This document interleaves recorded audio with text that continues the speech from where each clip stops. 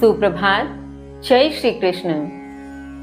कल अध्ययन किए गए श्लोकों के माध्यम से हमने समझा कि श्री कृष्ण अर्जुन को इंद्रियों को वश में करने के लिए, उन पर नियंत्रण करने के लिए कहते हैं। वे कहते हैं कि प्रारंभ में ही यदि हम अपने इंद्रियों के प्रति सचेत हो जाएं, अपनी काम वासना के प्रति उठ रही भावनाओं की ओर सचेत होकर उसे नियंत्रण में करने का प्रयास करना प्रारंभ कर दें, तो निश्चय ही हम इन इंद्रियों पर विजय पा सकते हैं और इन इंद्रियों का दमन करके हम निश्चय ही आसक्ति रहित होकर अपने कर्म की ओर आगे बढ़ सकते हैं। हमने यह भी जाना कि श्री कृष्ण कहते हैं निश्चय ही इंद्रियां श्रेष्ठ हैं, किंतु इंद्रियों से श्रेष्ठ मन, मन से श्रेष्ठ बुद्धि, किंतु सर्वश्रेष्ठ जो है वही आत्मा है, वही अविनाशी तत्व है जो अजर है, अमर है, शाश्वत है। इसी क्रम में आगे श्री कृष्ण क्या कहते हैं, आइए जानते हैं। श्लोक संख्या 43।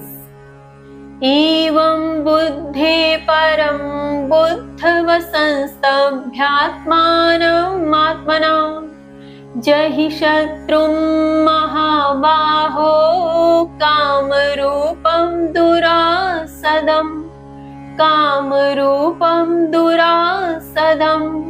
श्री कृष्ण कहते हैं, हे महाबाहु, इस प्रकार बुद्धि को श्रेष्ठ जानकर बुद्धि से मन को स्थिर करके अथवा वश में करके दुर्जय काम रूपी शत्रु को जीतो।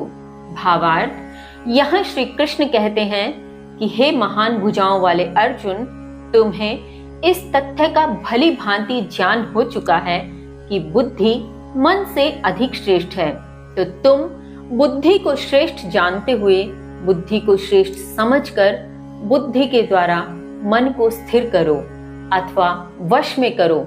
ऐसा करने पर तुम निश्चय ही उस दुर्जय अर्थात जिसे जीतना मुश्किल है ऐसे काम रूपी शत्रु पर विजय पा सकते हो, ऐसे काम रूपी शत्रु को जीतने का प्रयत्न कर सकते हो।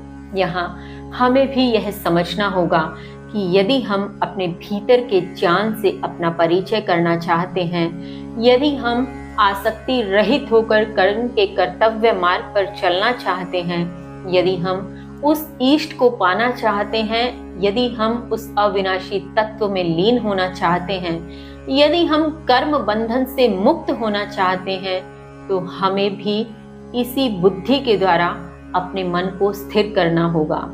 निश्चय ही प्रारंभ में कुछ मुश्किलें आएंगी, कुछ कठिन लगेगा, तो निश्चय ही पीड़ा होती है, किंतु यह पीड़ा स्थायी नहीं होती। स्थायी कुछ भी नहीं होता। ठीक वैसे ही यह पीड़ा भी स्थायी नहीं होगी, कुछ क्षण के लिए होगी। वो क्षण कुछ मिनट हो सकते हैं, कुछ घंटे हो सकते हैं, अथवा कुछ दिन हो सकते हैं, किंतु वो पीड़ा निश्चय ही दूर होगी। जैसे ही वो पीड़ा दूर होगी, हम अपनी इंद्रियों को वश में कर चुके होंगे और हम उस काम रूपी शत्रु पर जीत पा चुके होंगे।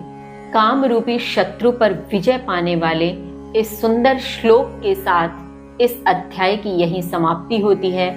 कल हम नए अध्याय का प्रारंभ करेंगे, ज्ञान कर्म संन्यास योग।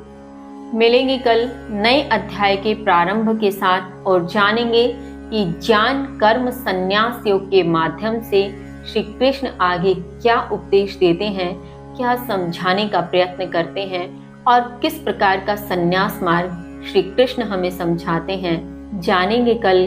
तब तक के लिए जय श्री कृष्ण।